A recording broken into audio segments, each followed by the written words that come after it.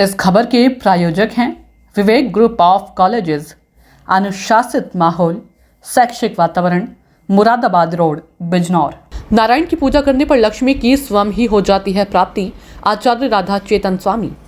Radha Govind park में चल रही श्रीमद् भागवत कथा में गुरुवार को बलि की दानशीलता, गंगा अवतरण एवं श्री कृष्ण जन्म के प्रसंगों का वर्णन।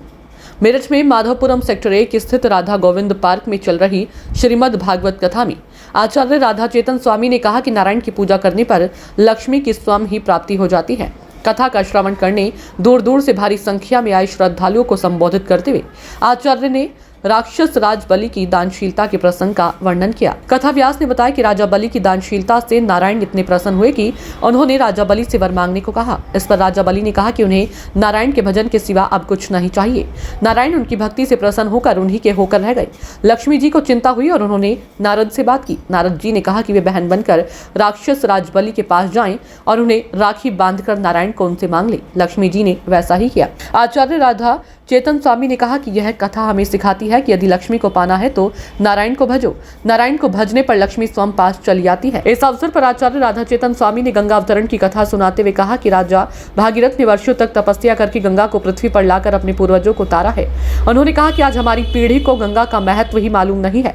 उन्होंने इसलिए आज की शिक्षा पद्धति को दोषी ठहराया है। नई पीढ़ी शिक्षित तो हो रही है लेकिन वह संस्कार विहीन होती जा रही है। यही कारण है कि आजकल पारिवारिक मूल्यों का हनन हो रहा है, परिवार टूट रहे हैं। इस अवसर पर वासुदेव एवं कन्हैया की सुंदर झांकी भी निकाली गई। आज के यजमान ललित जैन, मंजू जैन, राजेश अवस्थी, अंशु अवस्थी रही। अवनीश अवस्थी ने आचार्य का तिलक किया।